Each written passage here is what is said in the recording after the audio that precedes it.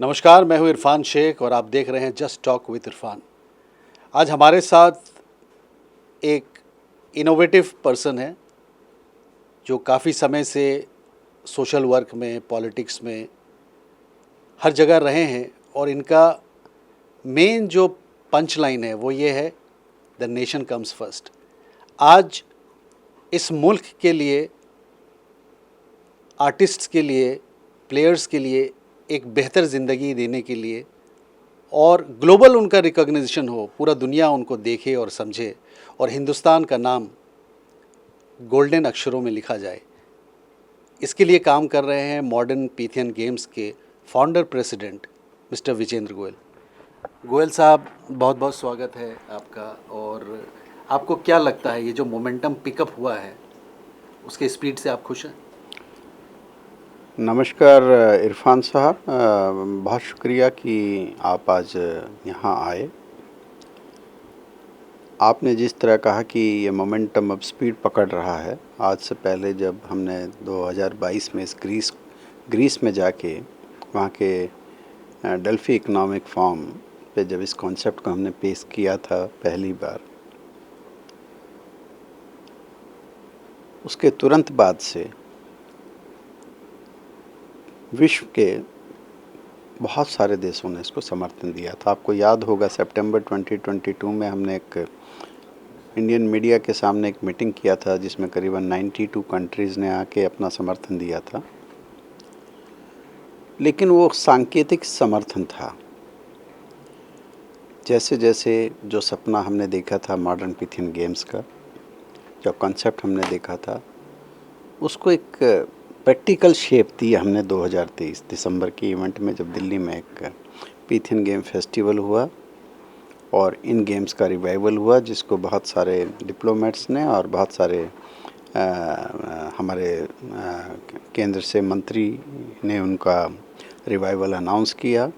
और इसमें art, culture और मार्शल आर्ट्स और डिफरेंट ट्रेडिशनल गेम्स ने में एक रूप इसका एक साकार हुआ उसमें, और बहुत सारे बच्चों ने पार्टिसिपेट किया। इसमें करीबन 22 कंट्री के रिप्रेजेंटेटिव्स बच्चों ने भी पार्टिसिपेट किया, जो डिफरेंट अफ्रीकन नेशन से थे, ग्रीस से भी लोग आए थे। उस कॉन्सेप्ट को और ब्रॉडर किया 2024 में, जो पंचकुला में पहले राष्ट्रीय खेल हमने आयोजित किए कल्चरल गेम्स के तौर पे।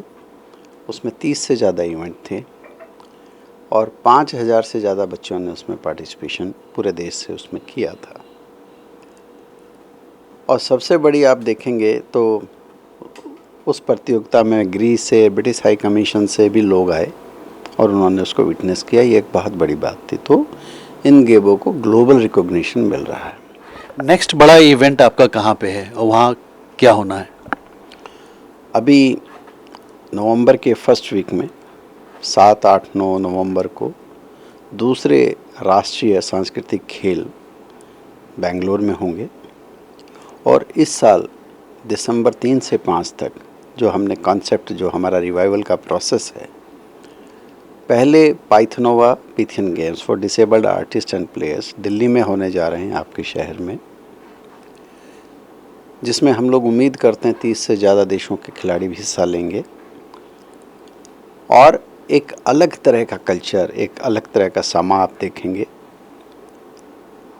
हमने कोशिश है, हमारा प्रयास है कि आने वाले दिनों में ये सांस्कृतिक खेल एक बहुत बड़ा आकार ले लेंगे। और मैं उससे समझता हूँ कि हमारे जो हमारे आर्टिस्ट हैं, हमारे जो प्लेयर्स हैं, उनकी विजिबिलिटी नेशनल इंटरनेशनल लेवल पे बढ़ेगी।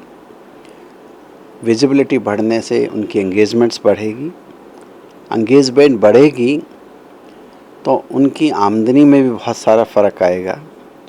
और आप ये देखिए, आप पिछले 3-4 साल से देखें तो भारत में आर्टिस्टिक और कल्चरल एक्टिविटीज़ में बहुत भरमार से बढ़ावा हुआ है। तो मैं ऐसा समझता हूँ कि अब सरकार भी समझती है कि आर्ट, कल्चर और ट्रेडिशनल गेम की जो इंडस्ट्री है एंटायर वर्ल्ड में, ये करीबन 80,000 खरब रुपए की मार्केट है, जो टोटली अनऑर्गेनाइज सेक्टर में फैली पड़ी है। आने वाले समय में मॉडर्न पीथियन गेम के माध्यम से मैं ऐसा मानता हूँ कि भारत सरकार इसको गवर्न करने में बहुत बड़ी महत्वपूर्ण भूमिका निभाएगी। Do you feel there is some kind of a competition with Olympics और सम काइंड जो ट्रेडिशनल जो क्रिकेट है इंटरनेशनल क्रिकेट उसके साथ किसी तरीके का आप पैरेलल चलने की कोशिश कर रहे हैं? कंपटीशन का सवाल ही नहीं उठता है। देखिए, हम लोग तो ग्लोबल यूनिटी की, पीस की, भाईचारे की बात करते हैं।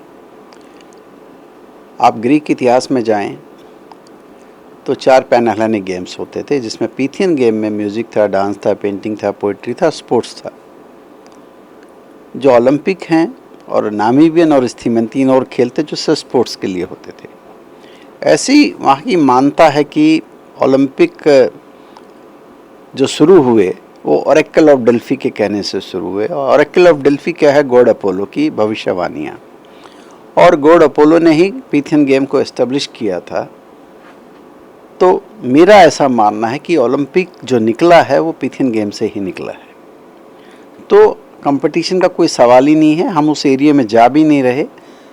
ओलंपिक सिर्फ स्पोर्ट्स कंपटीशंस में काम करता है वर्ल्ड में। उन्होंने 1912 से 1948 तक आर्टिस्टिक कंपटीशंस को अपने यहाँ रखा था, जो बाद में ड्रॉप कर दिया।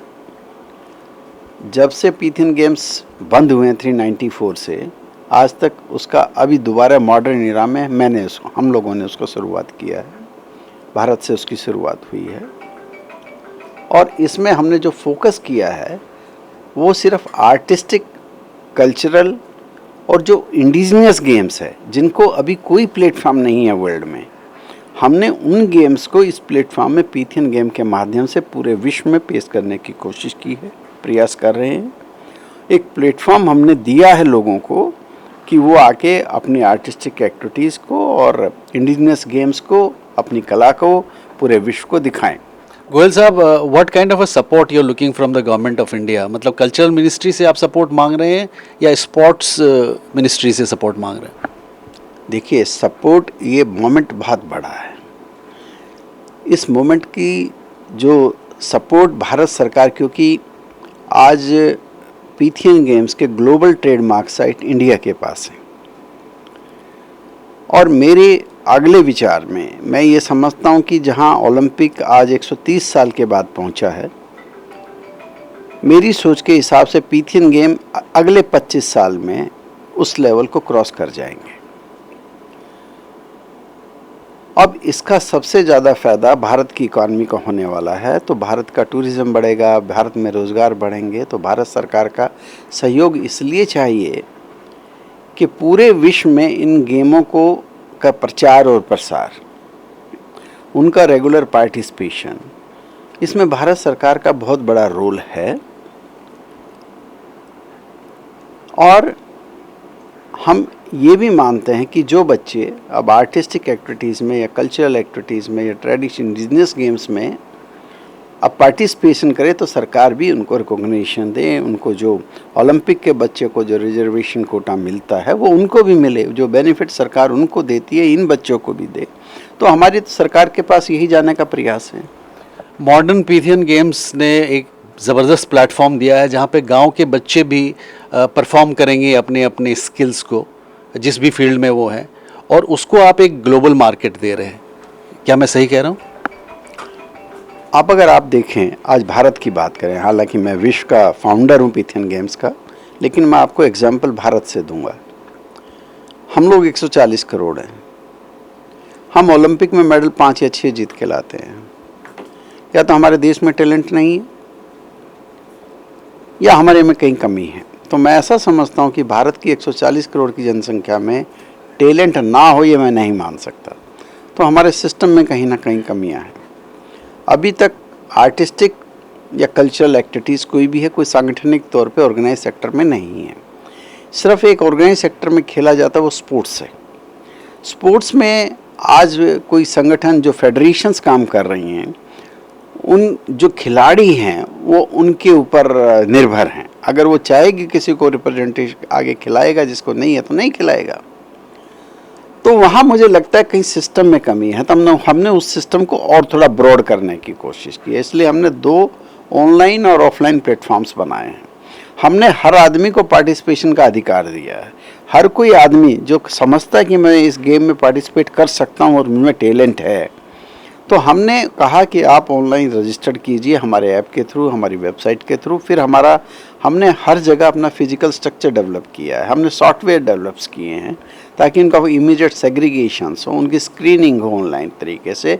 फिर उनको स्टेट वाइज उनको रिप्रेजेंटेशन का डिस्ट्रिक्ट लेवल पे, स्टेट लेवल पे, इंटरनेशनल लेवल पे, नेशनल लेवल पे उनका वर्चुअल कंपटीशन भी होगा और स्कैनिंग भी होगा। फिर उनको फिजिकल इवेंट्स में भी compete कराया जाएगा। एक बहुत बड़ा मॉडल हमने तैयार किया है और हमारा प्रयास है कि ये बच्चे जो आने वाले समय में पिथियन गेम्स के माध्यम से खेलें, उनको खेलने का नाम का पैसा भी मिले। गोयल साहब का जो विज़न है ये बिल्कुल एक नदी के तरह है और जाहिर सी बात है कि नदी के सामने में जब भी कोई रुकावट आता है तो वो अपना रास्ता खुद बना लेती है। मेरा ये मानना है कि मॉडर्न पिथियन गेम्स को अगर हम शॉर्ट पे कहेंगे तो MPG बनता है। तो मेरी ये गुजारिश है जितने भी MP हैं, चाहे वो लोकसभा के हों या राज्यसभा के हों, MPG ज़रा इन बातों को सुनिए और इम्प्लीमेंट कीजिए। मुझे ऐसा लगता है कि आपके कॉन्स्टिट्यूएंसी में बहुत सारे गांव और शहर भी आते हैं, तो ये जो मसला है ये सिर्फ इनका या एक्टर्स का या स्किल्ड जो आर्टिजन्स हैं उनका नहीं है, ये मसला हम सब का है। मुझे ऐसा लगता है कि मैं आपको वो मैसेज समझाने में कामयाब रहा हूँ। Thank you very much for watching this programme. God bless you all. Thank you.